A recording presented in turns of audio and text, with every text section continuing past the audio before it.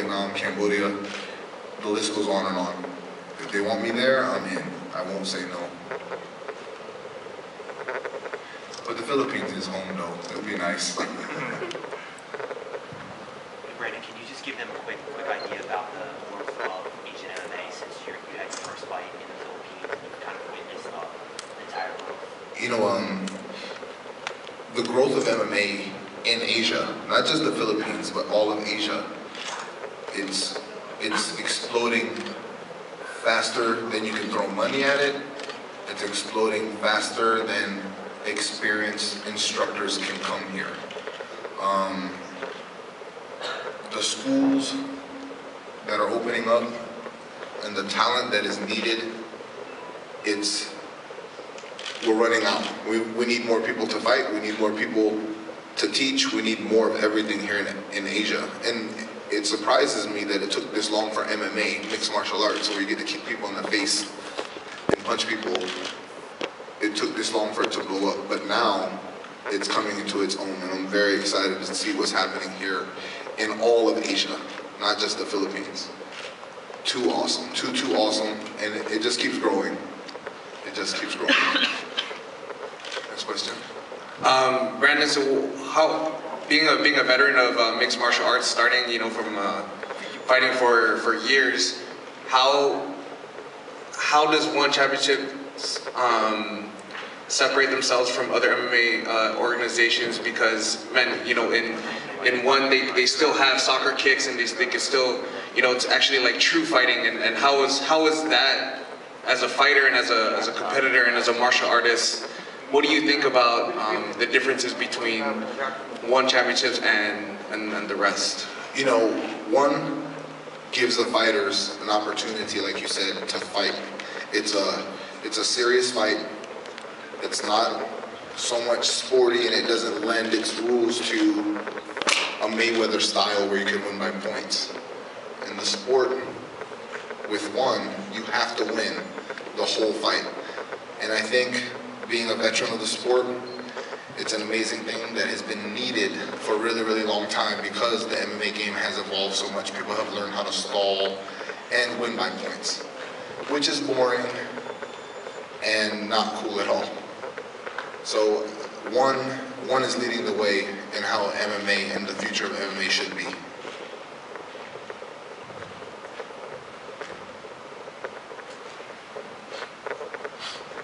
Brandon, in our last interview, I remember that you were telling us that you were interested in setting up camp here. Eventually, once your career winds down, how's that going for you so far? Are there already groundwork laid here in the Philippines? I wouldn't say that there's groundwork laid, but there have been plans in talks, and I am ready to leave California and move over to this side of the world.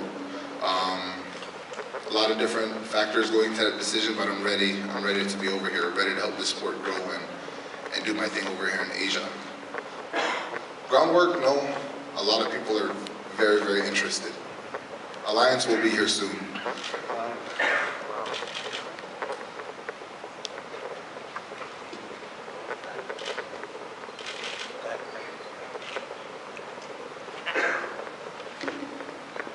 Brandon, question. Are there other fighters you're looking forward to being matched with, and why? I'm looking forward to be matched with every single fighter in the whole world from every organization. I look forward to kicking all of them in the face. That's why. So will you also bring some other fighters here in the future for your upcoming camp? That's something we're working on right now. If I'm doing camp, not at home at Alliance, I'm going to have to be bringing fighters out. And a lot of the guys are ready to start coming. A lot of them ready to travel, a lot of them ready to train. So you're going to see a lot more talent in Asia as a whole, just because myself and other fighters are up and coming and veterans of the sport. We need talent to come here and help us along. Brandon, as a veteran in the sport, where would you say, and to your fans, where you at in your career as far as a competitor and and a fighter. We had a conversation about, you know, the grind early on when you're young and you're learning, and then, you know, coming in. But like now, where are you at mentally, spiritually, and physically as a fighter? You know, as being a veteran of the sport, seeing the comings, the goings, the goings-ons, the insides and outs of MMA, me personally, I'm not at the bottom part of my career. I think that I'm just now starting to peak. I'm finding myself. I'm learning how to train smarter. I'm learning how to eat better. I'm learning how to take better care of my body when I'm training. I'm learning how to train with my partners for their individual special skill set. And I'm learning that it's MMA. I don't have to just stand in front of somebody and bang it out. If you get too close to me, I'm going to try to throw you on your neck. When we hit the ground, I'm going to punch you in the face, stand up, and kick you in the nose. So I'm changing as a fighter constantly, and now I think I'm sharpening and honing my skills as opposed to just going in there and grinding somebody out. So when I hit you now, it hurts a lot worse. All right. Brandon, as a veteran of the sport again, what are the common mistakes that you see in young fighters and your advice for them to avoid it? You know, there's two that I've seen with fighters up and coming. One is women. It's a hard one because you have a woman that doesn't understand why you're in the gym 6 to 8 hours a day. Why you're not spending time with her? How come you don't have a normal job? Yada, yada, yada. And that's just normal. That's just part of the business. I get it. MMA fighters were a different breed. You have to do different things to compete at a high level in this sport. And all I can say, my advice for that part is dump her. I promise there will be more. I promise. If she's not supporting you in your career, she's not supporting you with your passion, your drive, you have to move on. Because if not, what do you think is going to happen to you? And I've seen it time and time and time again. And it's sad. It really is sad because you see some really gifted, talented guys coming through and you can point to them and say, man, he's going to be the next one. Oh, he's going to be the next one. And then the girl tore him apart. He's always arguing with his girl. Now he's getting beat up in class. Now he doesn't show up for training. Now, too many problems, you know. You need to find somebody who's going to support you. Second part, for the young up-and-coming fighters, don't let the fame go to your head. Don't let your head get too big, too fast, because I promise it happens to everybody. It's happened to me. It's happened to coaches. It's happened to my teammates. As long as you can keep yourself level, or if your head does get big, you can pop it and come back down to life. I'm sorry, down to everyone's level, you'll be just fine. So those for sure are my two advice incentives for young up-and-coming MMA fighters. With regard to relationship, are you speaking of your own experience? Yes. I'm no longer married. I am divorced as of right before my last fight. So yes. Wow. Cool. Good question. Yes, the guts, right? Google PH. All right. Hey Brandon. What's that? Ano naman? Having seen some of the local fighters, can you give us your thoughts on any of them that you like, that you think will be, pretty successful? I think, as far as local Filipino talent, yeah, I think that we have a plethora of amazing, talented, heartful fighters. When I say heartful, heart is one of those things that you cannot teach. You either fight or you run. You either hit back when you get hit or you cower and pull guard. I haven't met one Filipino fighter who doesn't hit back right away. So we have almost everything that we need here in the Philippines, except for our wrestling and except for our Brazilian Jiu-Jitsu, high-level stuff. Aside from those two things, along with maybe some cage work, we have a lot of talent here. We just don't have enough coaching here yet, or enough experienced coaching for our fighters yet. So they're gonna have to stick through it, they're gonna have to grind, they're gonna have to travel, they're gonna have to look for sponsors to help bring people in to come teach them. I remember we had to go through it back in the States, in the mainland, probably for 8 years before we started finding talented folks to coach us. Yes, sir. Do you see a bright future in Mark Striegel in one FC? even in his entire MMA career? Yeah, you know, he's a good guy, solid guy, great all-around fighter, handsome and charismatic. I think he's got a great career ahead of him, very, very awesome career ahead of him. I'm looking forward to his fight. I am. Hey Brandon, just to put it in record, what does one learn when he or she indulges into this MMA industry, and obviously just to also get rid away of the stereotypes that it's all about violence, all about hurting, fighting. What does one learn, and how does it help in the maturity of someone in general? Thank you for asking that question. Nobody, out of all these damn interviews I've ever done, has ever asked me that question. What does MMA teach a fighter? What does MMA teach a person as an individual? I've seen children come to my gym, 5 years old, 6 years old, won't look you in the eye, scared to say hello, doesn't have any friends, getting bullied at school. Those same kids now, 7 years old, 8 years old, 9 years old, run up to everybody and say hello, has plenty of friends, doesn't get bullied on anymore, and now is helping other kids who have been bullied to not get bullied. And to me, man, honestly, that is the most rewarding and the greatest thing that I've seen about this sport of MMA. It teaches kids respect and confidence.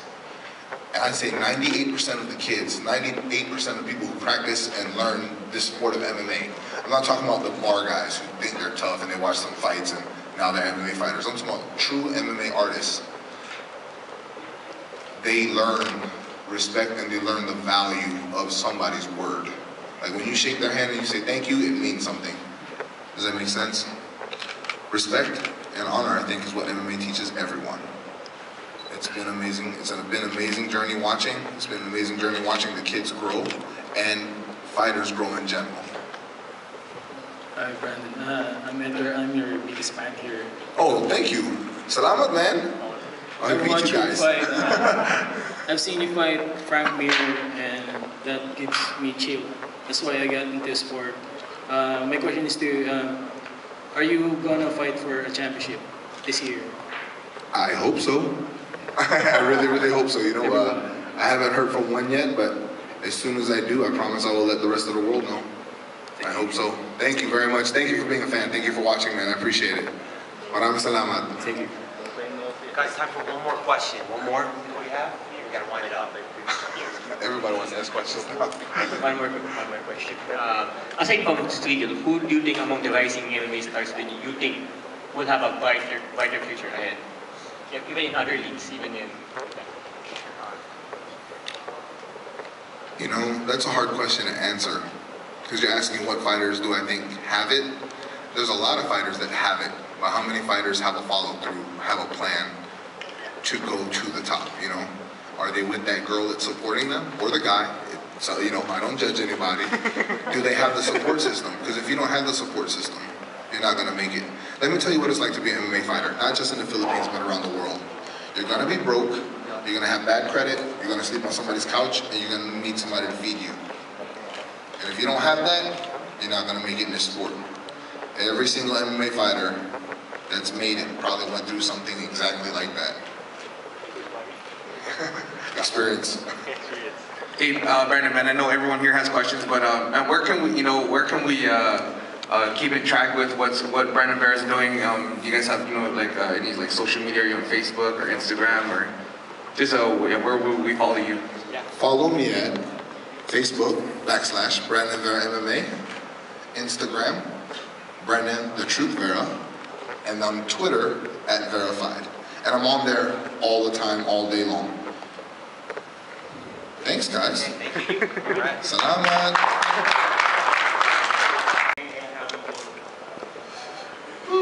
The most frustrating thing about MMA is losing.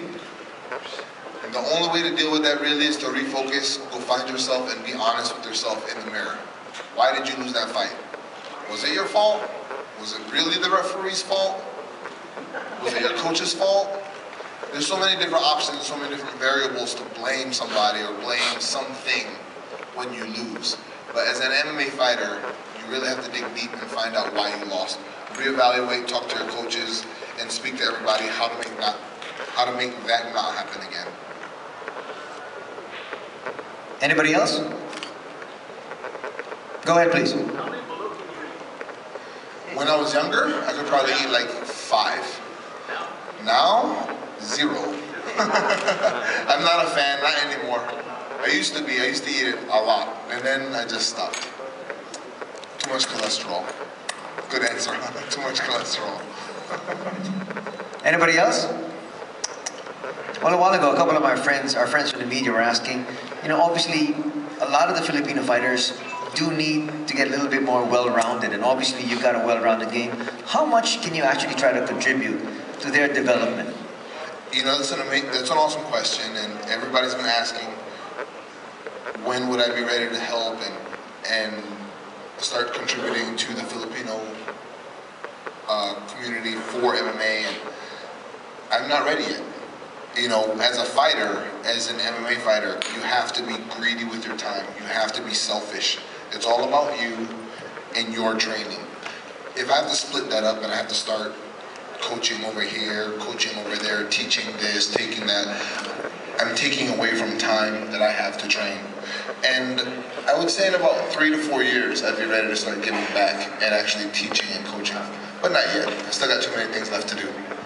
And of course, everybody still wants to make sure that they do see you. Can we tone that down a little bit? There we go. Okay, anybody else?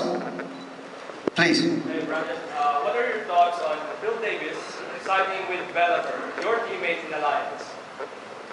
I think it's an amazing thing. And I think much sooner than later, you're going to see a power paradigm shift of one company who thought they were running things to all of a sudden a bunch of companies owning a bunch of amazing fighters because of the lack of respect that's given to fighters. Definitely not something that you have to worry about here at ONE. So it's not just Phil. There's a lot of other fighters on the block. There's a lot of other guys renegotiating and figuring out where they want to go. This job, we bleed. We break stuff. We have to repair stuff with metal. We have to use cadaver ligaments. Some of them are suffering brain damage. So if a company's not willing to treat the fighters right anymore, there's plenty of other places out there that will. And I think you're gonna see a lot more in the headlines sooner than later. I'm happy for him. I'm super happy for him. And just to let you know, Phil Davis, my teammate, was actually the one who helped me make the decision to come over here to ONE. So it was a big deal, super big deal. Anybody else? We have time for 2 more questions, and then I believe some of you guys want to have your pictures taken with Brandon, so we'll give you some time for that as well. Go ahead, please. Out of all your fights, which fight did you say sayang? Randy Couture. Randy Couture, sayang talaga.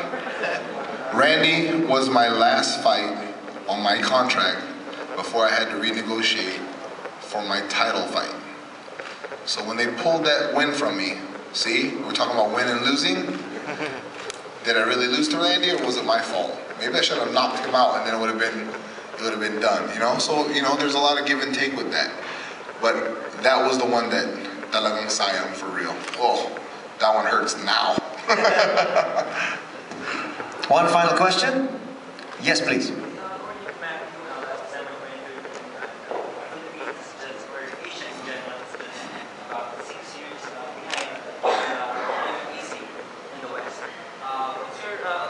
Estimate or opinion with that, considering that you've already seen the MMA scene here in Asia?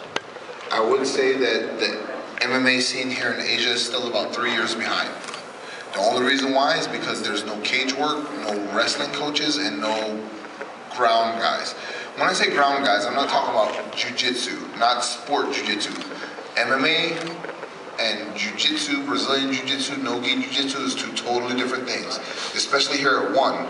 You're not going to pull guard and hold somebody down and hope they don't kick you in the face, You need to make sure that you're working your groundwork and you know how to get back up when it's time to get back up on the cage. About 3 more years. I say about 3 more years. There's going to be a huge influx of coaches, fighters who are retiring, people who want to come to the Philippines and spread the love, spread the knowledge. And I think the Filipino, as a country, Philippines, and as a people, the fighter ranks will shoot to the top super fast in about 3 to 4 years. Okay, that is about us. Go ahead, please. One more. How do we stay updated with Brandon the Truth Vera?